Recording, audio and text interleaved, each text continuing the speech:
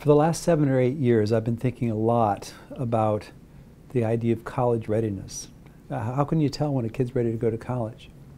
And I've been thinking about it a lot because a lot of my friends' kids, a lot of my clients have started college and it hasn't gone well, where some people have been flunked out or been on academic probation after the first semester, the first year, and often insisting I can turn this around, and then they really don't.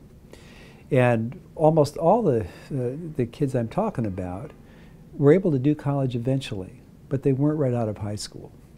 And if it were a matter of college being $1,000 a year or $1,000 a semester, I wouldn't be so concerned about it. But I'm seeing kids who are going off to college having shown no signs of really being ready to independently run their own life, where their parents are paying $40,000, $50,000, $60,000 a year, and kids basically bomb out. And they start out in a big academic hole, and the parents take this tremendous financial hit. So I've been thinking more and more that it makes sense, given the enormity of the investment for most families that college represents.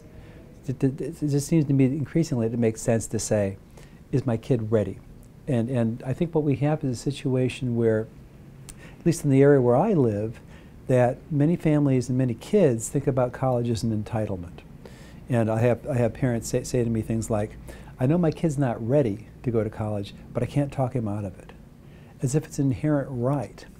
And what I'm suggesting more and more is that we think about college as something that kids earn. And they earn by working hard enough, by being able to demonstrate they have the self-discipline, that they really want to learn something, as opposed to a very, very, very expensive party. The average study time now in college is 15 hours a week. And if kids spend roughly 12 hours in classes, that means that they're working at this enormous expense at their education for 27 hours a week.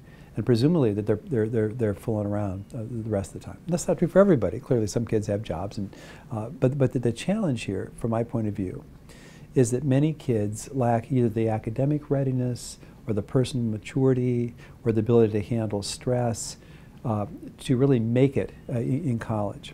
Many of the kids I see, they go off to college with the desire to spend as little time working and studying as possible.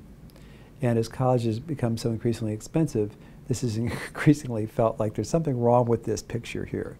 That for a kid to be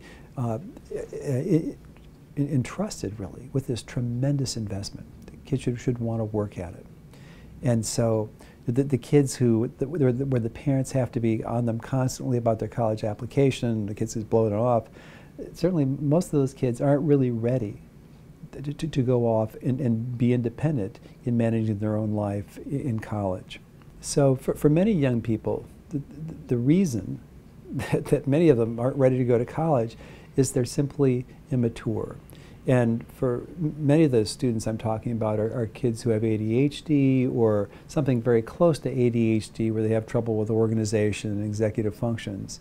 And those kids typically don't have the level of independent self-management and organizational skill and time management to be able to handle college on their own, at least right after they finish high school. Now, we know that kids with ADHD tend to have the prefrontal cortex in kids with ADHD tends to be somewhere between 2 and 5 years less mature than the prefrontal cortex of kids who don't have ADHD. So we know that we expect that they're going to be less adept at being able to manage their time and be motivated by long-term goals and resist distraction and be able to turn off the TV or monitor or moderate their use of cell phone like that. And so for many of the kids I see who have ADHD or are close cousins to kids with ADHD, I'm recommending that they take at least a year and do something productive that's not going to school, basically to get the benefit of another year or two of maturation in the prefrontal cortex, which makes an enormous difference. Many of the kids I've seen who just completely bombed out right out of high school, a year or two later have done well. And it really speaks to the tremendous rate at which the prefrontal cortex is developing. So the first thing I ask parents to pay attention to is does their son or daughter take responsibility for his or her own life? In other words, does getting a college education seem to the son or daughter to be something that they want to develop themselves or to pursue their own goals? And the question for me oftentimes comes down to a sense of who's responsible for what.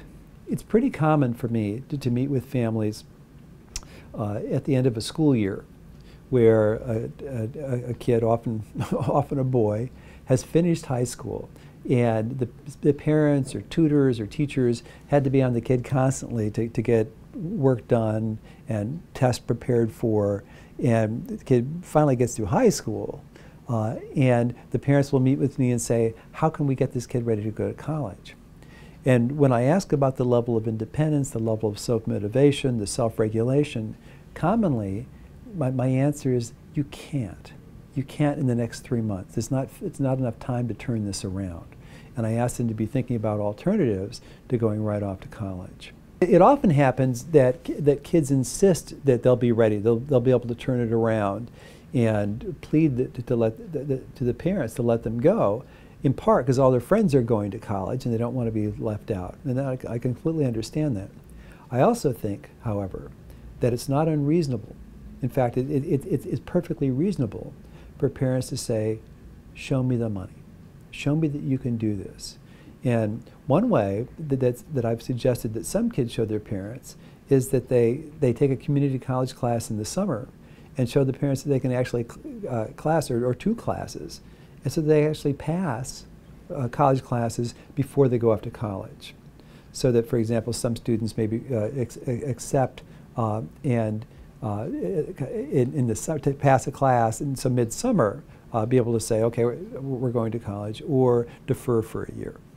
So there's different ways to do it, but the main point for me is that we want kids who are going to college, we want them to start off being reasonably successful. We don't want them to start off getting depressed, getting extremely discouraged, starting out academically in a deep hole.